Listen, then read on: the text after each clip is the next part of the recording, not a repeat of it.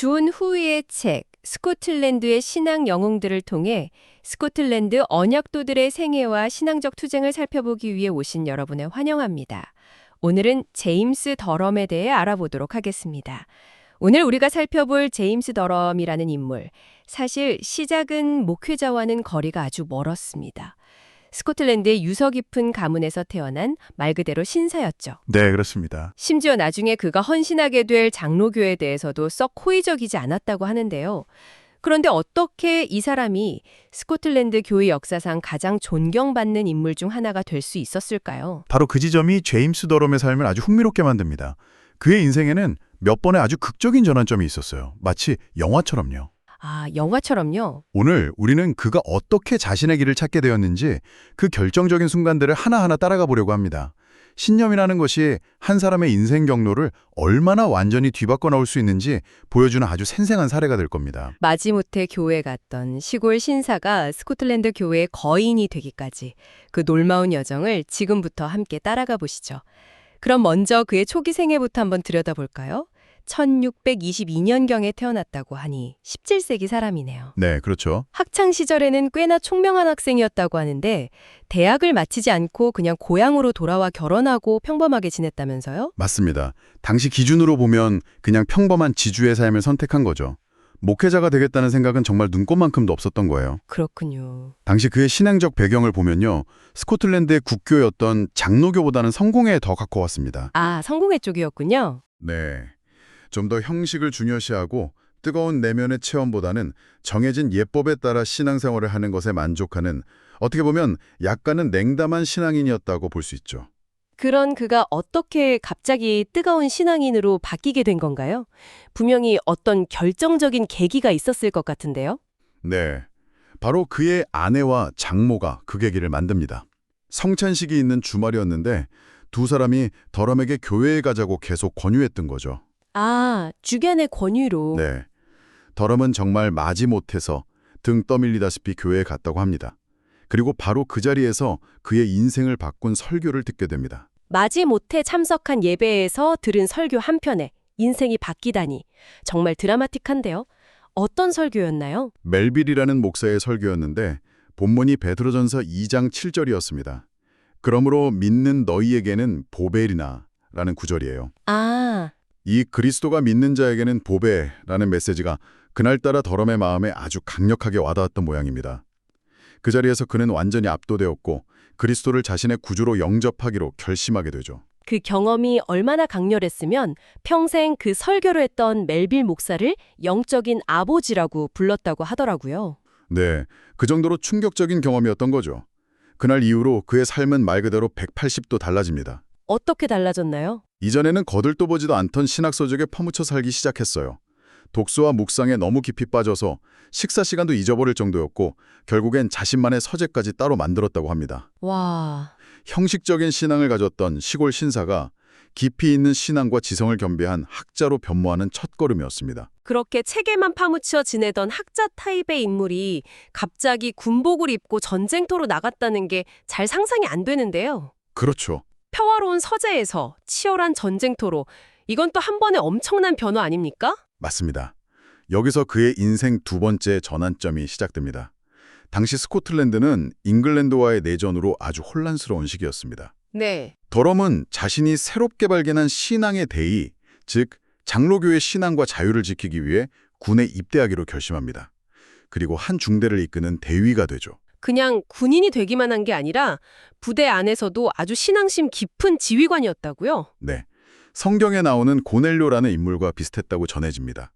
전투에 나가기 전에는 항상 부대원들과 함께 기도하고 그들의 영적인 문제까지 상담해주고 돌보는 그야말로 목회자 같은 지휘관이었네요. 바로 그겁니다. 그의 신앙이 단순히 서재에 갇힌 지식이 아니라 가장 위험하고 치열한 삶의 현장에서 실천되고 있었다는 걸 보여주는 대목이죠. 그리고 바로 그 전쟁터에서 목회자가 되라는 아주 특별한 부르심을 받게 되는 거죠? 그렇습니다. 어느 날 전투를 앞두고 부대원들과 함께 모여 기도를 하고 있었는데 마침 그곳을 지나가던 글래스고 대학의 저명한 신학교수 데이비드 딕슨이 그 광경을 목격하게 됩니다. 우연히요? 네, 우연히요. 군인들이 모여서 진지하게 기도하는 모습도 인상적이었겠지만 특히 기도를 인도하는 대위 더럼의 모습에 아주 깊은 감명을 받았던 거죠. 한눈에 사람을 알아본 거네요. 그렇죠. 딕스는 기도가 끝나자마자 더럼에게 다가가서 이렇게 말했다고 합니다. 하나님께서 당신을 다른 곳에 쓰시려는 것 같으니 이 전투가 끝나면 즉시 목회에 헌신하시오. 네, 아주 강력했죠. 그런데 그냥 교수의 권고만으로 평생의 길을 바꾸기엔 좀 망설여지지 않았을까요? 그걸 확신으로 바꿔준 놀라운 사건들이 연이어 일어났다고 들었습니다. 네, 바로 그날 전투에서 두 가지 기적 같은 일이 벌어집니다. 첫째는 전투 중에 더럼이 타고 있던 말이 총에 맞아 그 자리에서 쓰러졌는데 정작 본인은 아무런 상처 없이 목숨을 건졌다는 겁니다. 와, 그리고 더 놀라운 두 번째 사건이 일어나죠. 한 영국군 병사와 마주쳤던 이야기 말씀이시죠? 맞습니다. 적군 병사가 그를 향해 칼을 번쩍 들고 내려치려는 그 순간 더럼의 점잖은 용모와 복장을 보고는 순간 멈칫하며 이렇게 물었다고 합니다. 당신 사제요? 사제냐고요? 네. 그러자 더럼이 자신도 모르게 이렇게 대답했죠.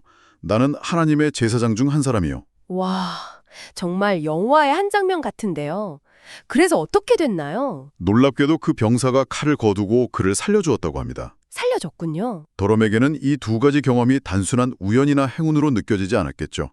말이 죽는 상황에서 자신이 살아난 것, 그리고 적군 앞에서 스스로를 하나님의 제사장이라고 칭했을 때 목숨을 건진 이 경험을 통해 아, 이것이 나를 목회로 부르시는 하나님의 분명한 신호구나 라고 확신하게 된 겁니다. 현대인의 시각에서는 정말 운이 좋았네 라고 생각할 수도 있을 것 같아요.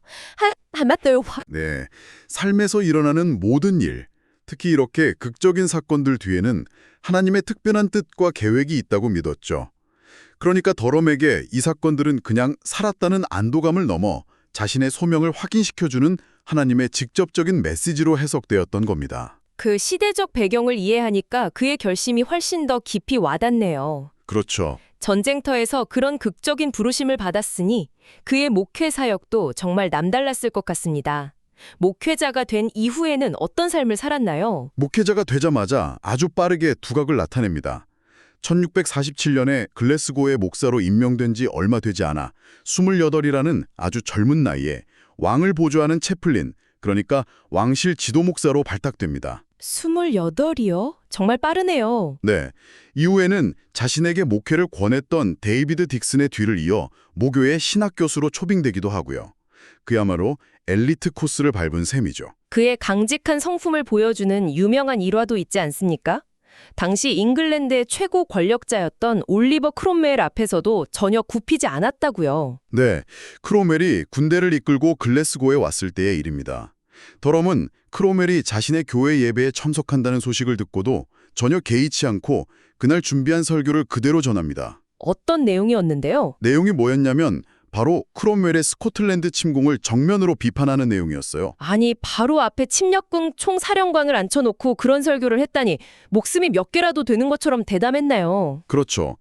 예배가 끝나고 다음 날 예상대로 크롬웰의 호출을 받습니다. 하지만 더럼은 그 자리에서도 조금도 위축되지 않고 나는 내 양심에 따라 하나님의 말씀을 전했을 뿐이다 라며 당당하게 자신의 소신을 밝혔다고 합니다. 크롬웰의 반응은 어땠나요? 의외로 크로멜도 그의 용기에 감명받았는지 그를 정중하게 대우하고 돌려보냈다고 하죠. 이야기를 들어보니 굉장히 용감하고 소신 있는 인물이었던 것 같은데 동시에 아주 온유하고 지혜로운 사람이었다고도 들었습니다. 맞습니다. 여기서 그의 진정한 위대함이 드러나는데요. 특히 당시 스코틀랜드 교회가 아주 심각하게 분열되어 있었을 때 그의 역할이 돋보였다고요? 네, 당시 스코틀랜드 교회는 결의파와 항의파라는 두 세력으로 나뉘어 극심한 갈등을 겪고 있었습니다. 전무관님, 청취자분들을 위해 잠시 짚고 넘어가면 좋을 것 같습니다. 결의파와 항의파가 정확히 어떤 문제로 그렇게 심각하게 대립했던 건가요? 좋은 질문입니다. 아주 간단히 설명하자면요. 당시 잉글랜드와 전쟁에서 패배한 스코틀랜드가 찰스 2세를 왕으로 다시 세우려고 했거든요. 네. 이 과정에서 교회와 신앙의 원칙을 타협해야 하는 문제들이 생겼습니다. 이때 결의파는 왕당파와의 연합 같은 정치적 현실을 어느 정도 수용하자는 입장이었고 항의파는 어떤 정치적 타협도 없이 순수한 신앙 원칙을 고수해야 한다고 주장하며 격렬하게 맞섰던 겁니다. 아, 교회의 순수성과 현실 정치 사이의 갈등이었군요. 네, 바로 그거죠. 그런 극심한 대립 속에서 더럼은 어떤 입장이었나요? 그는 어느 한쪽의 편도 들지 않았습니다. 양쪽 모두의 주장에 일리가 있지만 교회가 이렇게 분열해서 서로를 미워하는 것은 하나님의 뜻이 아니라고 생각했어요. 중재자 역할을 했군요. 네. 그래서 양측을 화해시키기 위해 정말 많은 노력을 기울였습니다. 놀라운 것은 양쪽 모두가 더럼의 인품과 지혜를 너무나 존경한 나머지 서로 자기 편의 총회 의장으로 그를 추대하려고 경쟁을 벌일 정도였다는 겁니다. 적대적인 두 집단 모두에게 존경을 받았다는 건 그가 얼마나 균형 잡힌 사람이었는지를 보여주는 대목이네요. 그렇죠. 그런 그의 진중한 성품을 보여주는 재미있는 일화가 하나 있습니다. 어떤 이야기인가요? 더럼은 평소에 워낙 진지해서 웃는 모습을 보기가 정말 힘들었다고 해요.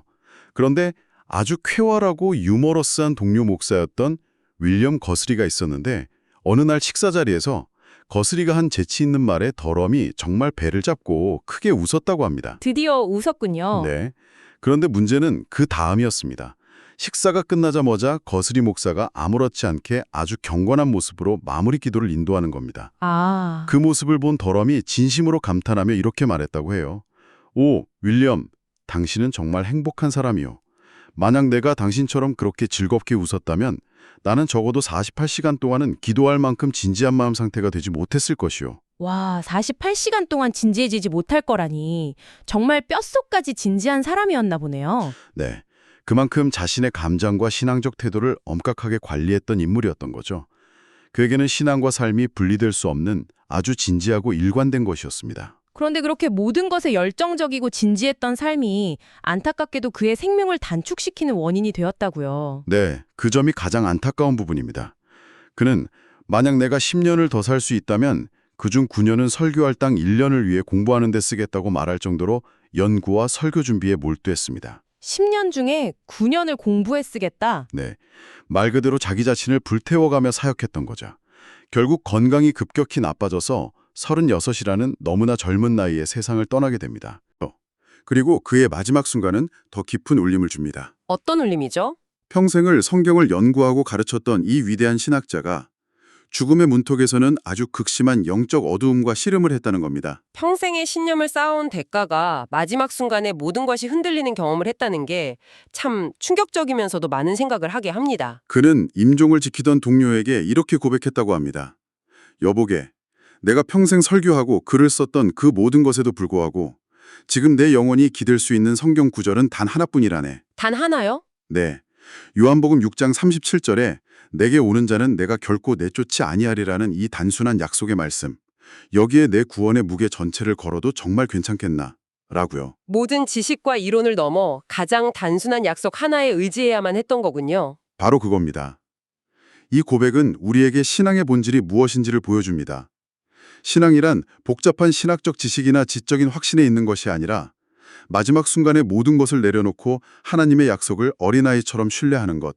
바로 그 절대적인 신뢰에 있다는 것을 그의 마지막 질문이 우리에게 말해주고 있습니다. 다행히도 그 어두움 속에서만 머물지는 않았다고 들었습니다. 마지막 순간은 아주 극적이었다고요. 네, 그 어두운 터널을 지나 숨을 거두기 직전에 그는 갑자기 얼굴이 환해지며 기쁨에 차서 이렇게 외쳤다고 합니다. 뭐라고 외쳤나요? 주님은 선하지 않으신가? 그분은 무한히 선하시지. 그분이 나를 향해 어떻게 미소 짓는지 보라.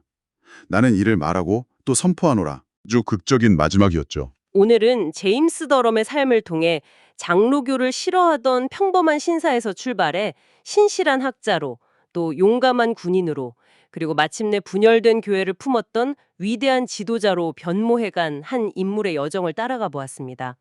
그의 삶은 정말 몇 번의 극적인 전환점으로 가득 차 있었네요. 그의 이야기에서 우리가 얻을 수 있는 핵심은 두 가지인 것 같습니다. 첫째는 인생에서 예상치 못한 전환점을 만났을 때 그것을 어떻게 해석하고 받아들이는가에 따라 삶의 방향이 완전히 달라질 수 있다는 것이고요. 네. 그리고 둘째는 가장 위대한 신학자조차 마지막 순간에는 가장 단순한 진리에 의지했다는 사실을 통해 우리에게 신앙의 본질이 결국 신뢰에 있음을 다시 한번 생각하게 한다는 점입니다. 더럼의 삶을 돌아보면 소명을 위해 모든 것을 불태우는 삶이 존경스럽기도 하지만 한편으로는 너무 일찍 생을 마감한 것이 안타깝기도 합니다. 여기서 여러분께 마지막으로 생각해 볼 질문을 하나 던져드리고 싶습니다. 네. 더럼처럼 지식과 사명을 추구하는 과정에서 열정적인 헌신과 자기 자신을 파괴하는 것의 경계는 과연 어디에 있을까요? 대의를 향한 뜨거운 열정과 우리 자신을 지키는 지혜 사이에서 우리는 어떻게 균형을 잡아야 할까요?